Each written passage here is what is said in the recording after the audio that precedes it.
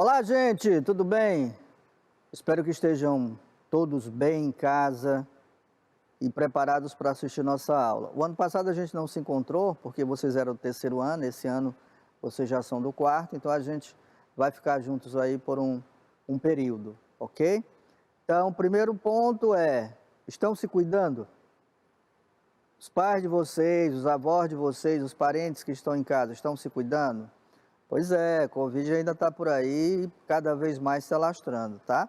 Enquanto então não chega a vacina até vocês e aos pais de vocês, então a gente tem que se cuidar. Usar máscara, usar álcool em gel e manter aquele distanciamento, ok? Que é necessário, beleza? Deixa eu perguntar uma coisa para vocês. Vocês já imaginaram como Teresina, sendo uma cidade, ela se torna uma cidade em que você tem diversas circulações de pessoas, você tem esse trânsito que já está, de certa forma, aumentando cada vez mais o fluxo de veículos, de motos, as pessoas transitando no centro da cidade, ou as pessoas se comunicando, tá? Então, tudo isso nós iremos falar hoje, que é exatamente a circulação, tanto de pessoas como de mercadorias. Vamos lá? Olha só, quando a gente fala circulação de mercadorias, geralmente a gente já pensa naqueles caminhões carregados de alimentos, de mantimentos e etc. E é isso mesmo também, ok? Mas não é só isso, ok? Vamos ver a nossa habilidade, que sempre nas nossas aulas a gente tem aquela habilidade que é exatamente o que a gente quer que vocês consigam atingir ao final da aula. Tudo bem? Vamos lá então. Identificar as relações entre os indivíduos e a natureza e discutir o significado do nomadismo. Está vendo que ela está separada ali? Ela está em negrito? Então, é uma das palavras fortes que nós vamos falar hoje. E da fixação das primeiras comunidades humanas. E a segunda, identificar as transformações ocorridas nos processos de deslocamento de pessoas e das mercadorias, analisando as formas de adaptação ou marginalização. Essas são as nossas habilidades. Como vocês sabem, vocês estão vindo aí do terceiro ano, agora estão no quarto, evoluíram, estão percorrendo aquele caminho até chegar à universidade, quem sabe se tornar aí grandes doutores, ok? Terem uma boa profissão e etc. Então, que isso é o sonho dos pais de vocês, acredito. E a gente sempre tem uma leitura, e a gente sabe que sem leitura a gente não consegue desenvolver a aprendizagem, a gente não conhece as coisas. Ah, professor, mas leitura eu pensei que a gente só via em língua portuguesa. Não, de forma nenhuma. Em geografia e história a gente também vê leituras aqui na aula. Então vamos lá? Eu trouxe hoje uma pequena história que conta sobre os povos que andavam pelas cidades, pelas matas, cidades não, pelas matas, na época em que não tinha carro, não tinha moto, não tinha bicicleta, era tudo a lombo de cavalo, certo? Os transportes eram feitos em carro de boi, por aí vai. Então vamos lá. Você acompanha comigo a leitura de casa, ok? Quando foram descobertos ouro e pedras preciosas na região de Minas Gerais, muitas pessoas se mudaram para lá com a esperança de ficarem ricos. A dificuldade de chegar a essa área dificultava também a chegada de mantimentos no local. Por isso surgiram os vaqueiros, eram homens que levavam para a região das minas rebanhos de mulas carregando alimento e diversos produtos. As mulas eram os únicos animais capazes de cruzar aqueles difíceis caminhos carregando muito peso. Então a gente já percebe aí que nesse tempo não tinha carro, não tinha moto, não tinha avião, não tinha bicicleta, tudo era feito à base do lombo dessas mulas, que tinham capacidade para entrar aí nessas regiões mais complicadas para se entrar, ok? Isso aqui você encontra lá no Projeto Buriti, no livro, vocês não têm, mas eu trouxe a leitura para a gente ver.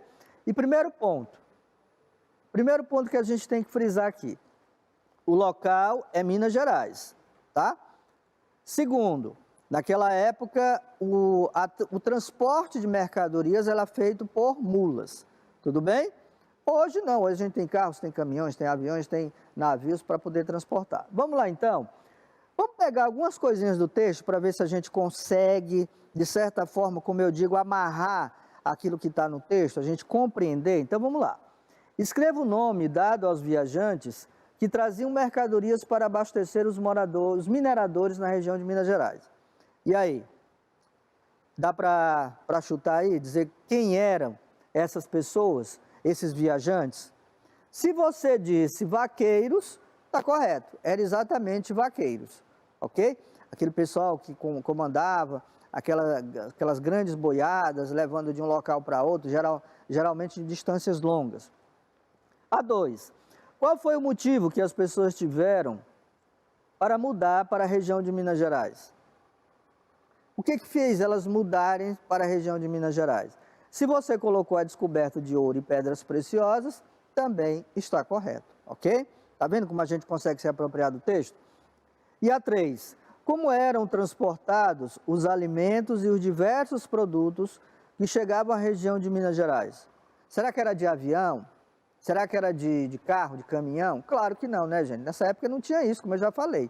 Era feito no lombo das mulas, que eram os únicos animais capazes de cruzar os caminhos mais difíceis. Então, por aí a gente já percebe que nós já entramos no nosso conteúdo, que é circulação de pessoas e mercadorias. Vamos lá. Olha para essa imagem. Lembra que eu falei dos vaqueiros, dos tropeiros? Está aí, ó. Vaqueiros e tropeiros são dois personagens, eles são muito parecidos, mas são diferentes.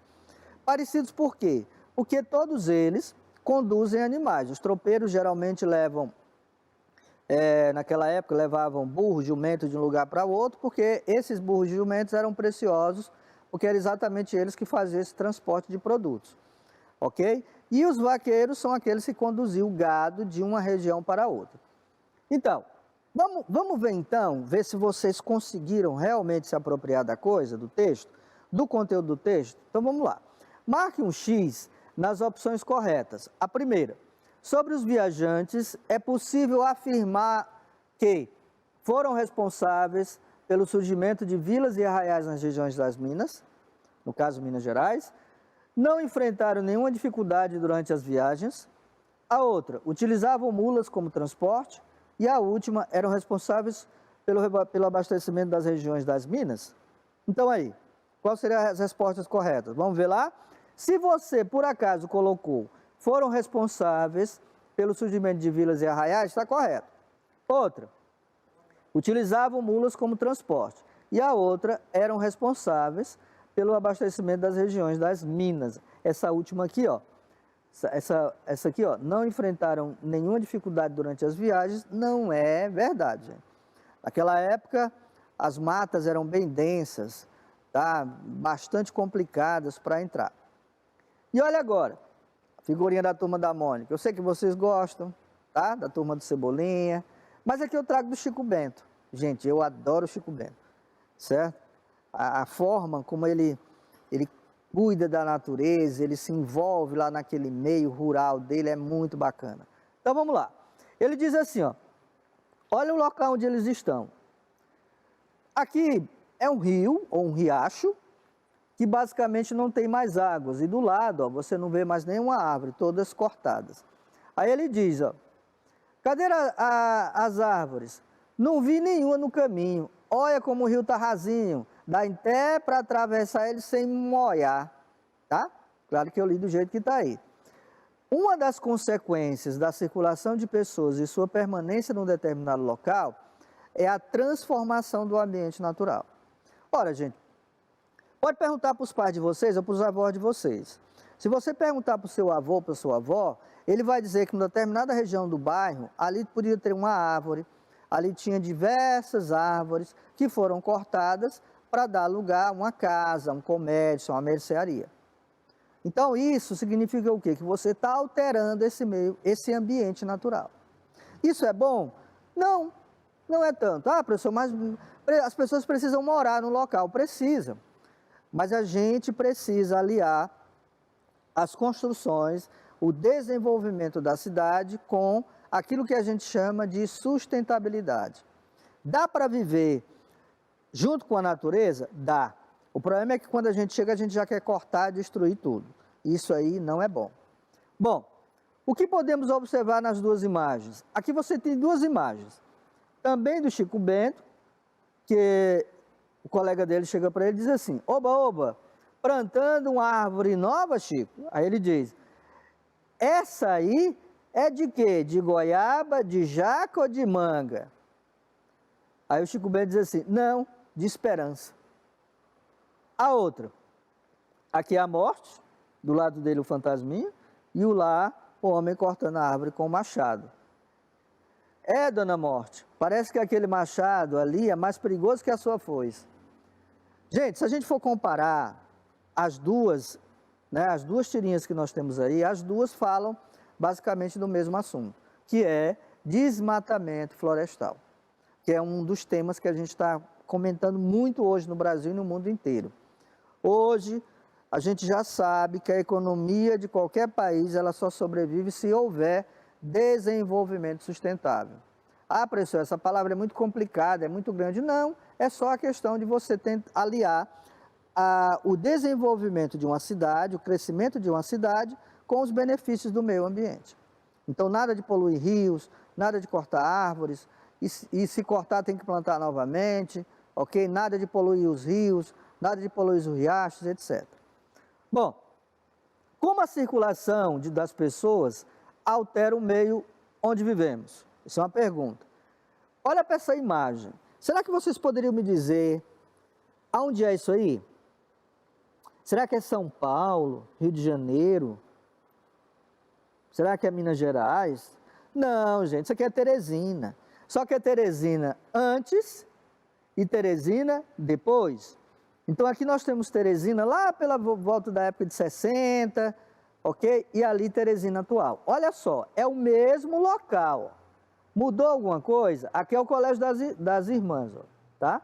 Mudou alguma coisa? Mudou? Será que mudou? Aqui é a Avenida Frei Serafim, ó. Será que mudou alguma coisa? Aqui do lado você tem, ó. Aqui é o Colégio das Irmãs, é do mesmo local, só que, olha só a diferença. Existia esse edifício, esse prédio? Não. Então você percebe que as cidades elas se transformam pela mão do homem. Na medida que as pessoas vão começando a mudar de um local, por exemplo, da zona rural para a zona urbana, eles vão construindo casas e vão, de certa forma, mudando o ambiente que eles estão ali. E aqui, novamente, uma outra foto da cidade de Teresina. Olha só que foto bonita, tá? Em preto e branco, porque nessa época, claro, não existia aquelas máquinas com os celulares para tirar foto assim colorida, não tinha Photoshop, não tinha nada disso. Então era preto e branco mesmo. Isso aqui é a vista parcial da área da cidade de Teresina entre 1973 e 74, ok? E aqui é a Beira-Rio na década de 70.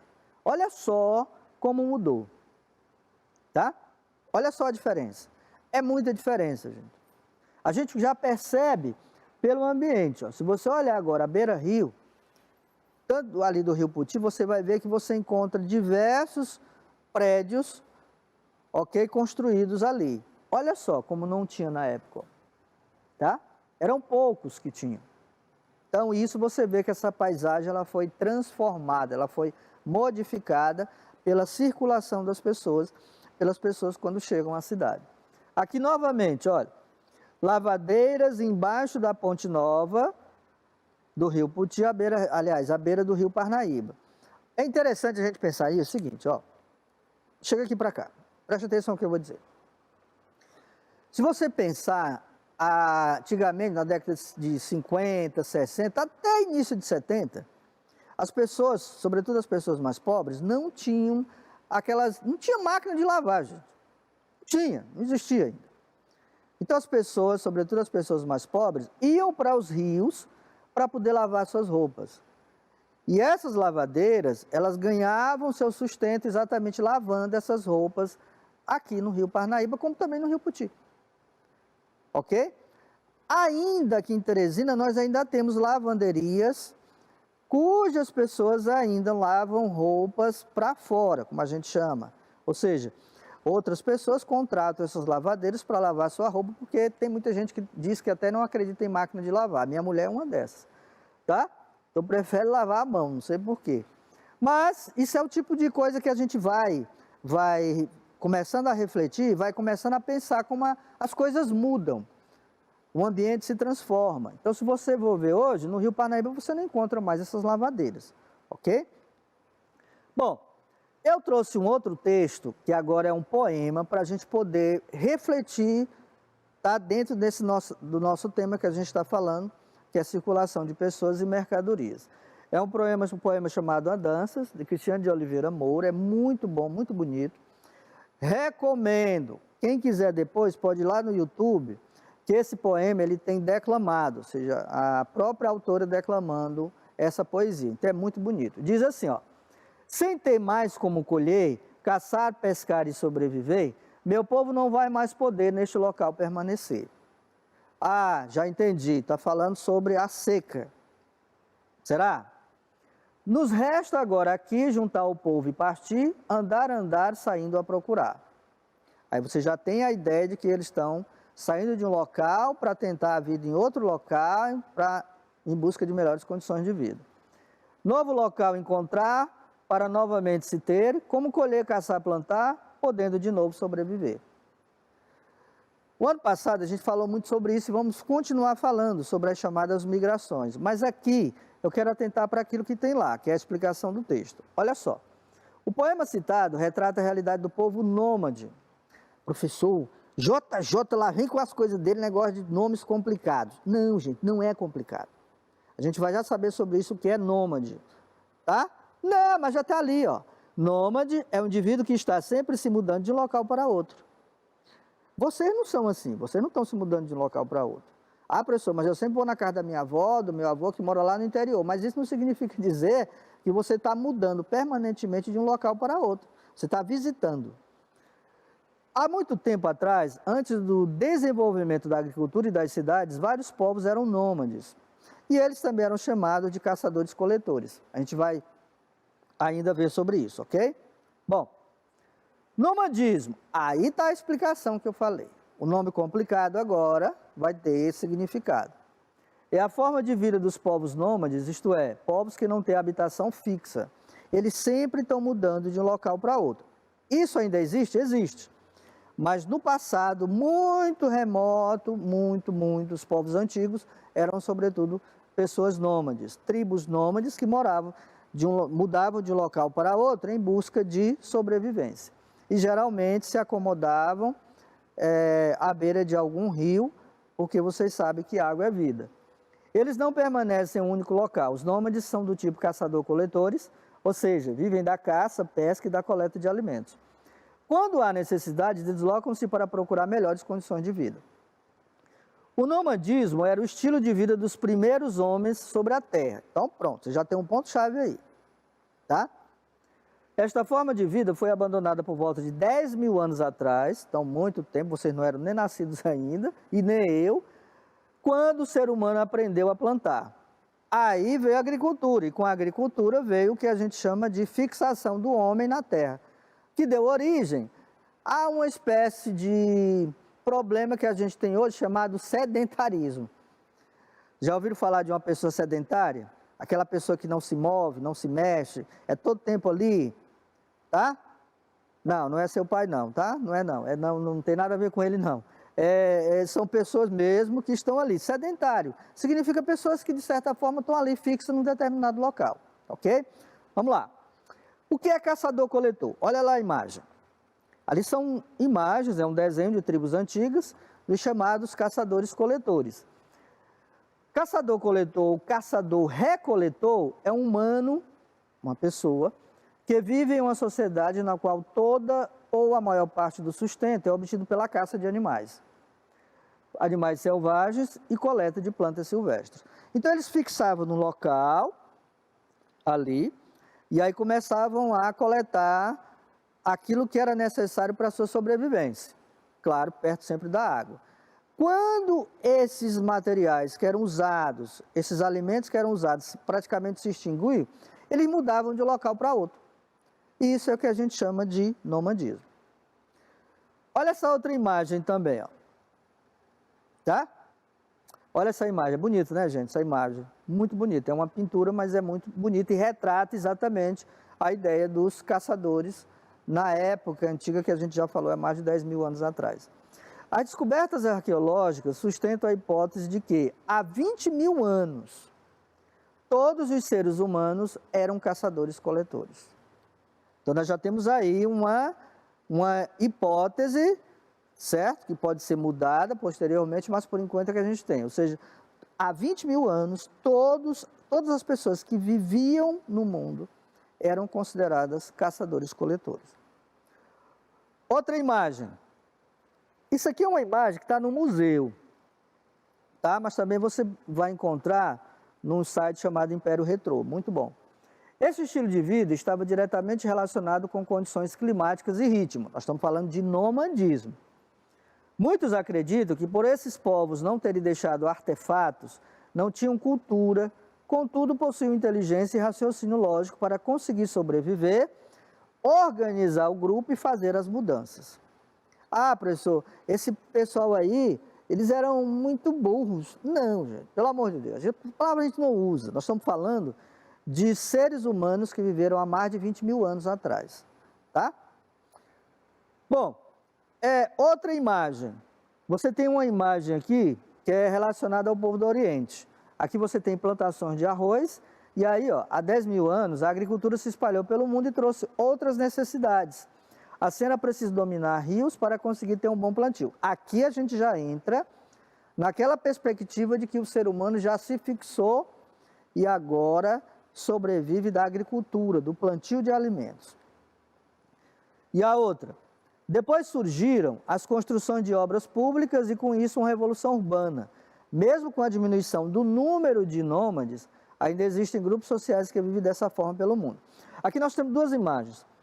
Povos antigos vivendo da agricultura, e aqui você tem a outra imagem da chamada agricultura mecanizada. Hoje a gente já pode chamar até agricultura tecnológica, tá?